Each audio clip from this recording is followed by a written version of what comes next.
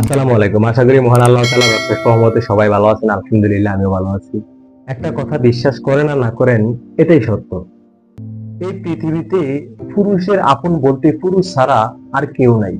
ভিডিওটি শুরু করার আগে সবার কাছে ছোট্ট একটি রিকোয়েস্ট, আপনি যদি এই চ্যানেলের নতুন দর্শক হয়ে থাকেন তাহলে অবশ্যই চ্যানেলটি সাবস্ক্রাইব করে পাশে থাকা বেল আইকনটি প্রেস করে রাখুন। আর যদি আগে থেকে চ্যানেলটি সাবস্ক্রাইব করে থাকেন তাহলে থ্যাংক ইউ সো মাচ। আর যদি ভিডিওটি ফেসবুক পেজ থেকে দেখে থাকেন তাহলে অবশ্যই পেজটি ফলো করতে ভুলবেন না।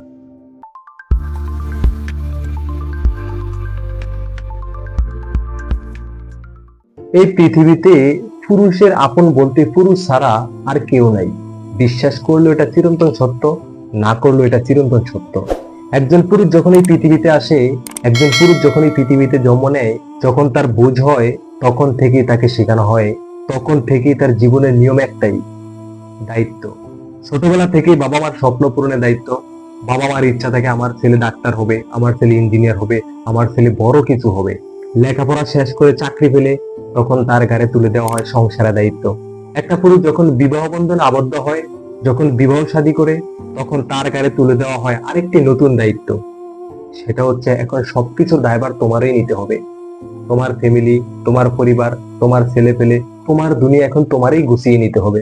একজন পুরুষ পাহাড় সমান কষ্ট অভিমান বুকে চাপা রেখেও হাসতে পারে, সবার সাথে হাসি মুখে কথা বলতে পারে, সবাইকে ভালো রাখার জন্য সবার সাথে ভালো থাকার অভিনয় করে যুগের পর যুগ কাটিয়ে দিতে পারে, যুগের পরে যুগ কাটিয়ে দেয়।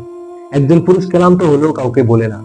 যখন পুরুষের কাঁদতে ইচ্ছে হয় তখন সে মুখ লুকায়, কারণ জন্মের পর থেকেই তাকে শেখানো হয়েছে তুমি ছেলে, তোমার কাঁদতে নেই। পুরুষের চোখে কখনো অশ্রু মানায় না। এই পৃথিবীর প্রতিটা সম্পর্কেই যেন তার কাছে এক একটা লেনদেন।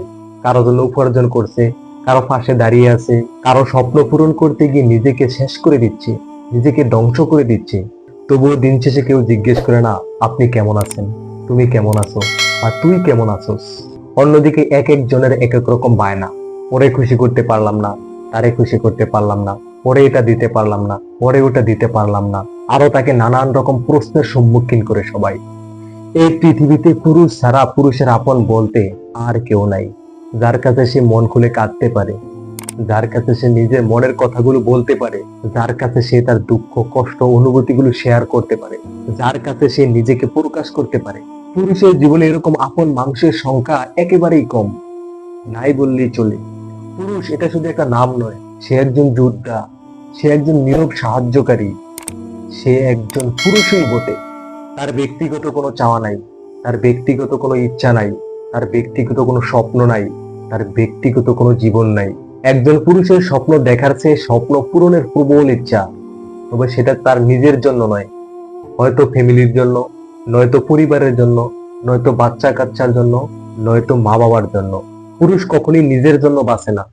পুরুষ বাঁচে ফ্যামিলির জন্য, পুরুষ বাঁচে সমাজের জন্য, পুরুষ বাঁচে দেশের জন্য, পুরুষ বাঁচে তার ফ্যামিলি পরিবারের জন্য। একজন পুরুষ কখনোই এই পৃথিবীতে খালি গাড়ে বেঁচে থাকতে পারে না। তার জীবনের শুরু থেকে তার গাড়ে একটা না একটা দায়িত্ব থাকেই। তাই আমি একজন পুরুষ হিসেবে নারীদের উদ্দেশ্যে বলবো, যদি কোনো পুরুষ তোমার পাশে থাকে, যদি কোনো পুরুষকে তুমি পাশে পাও, তখন তাকে সম্মান করতে শেখো। কারণ একজন পুরুষ কখনো মুখ ফুটে তার দুঃখের কথা কাউকে বলে না।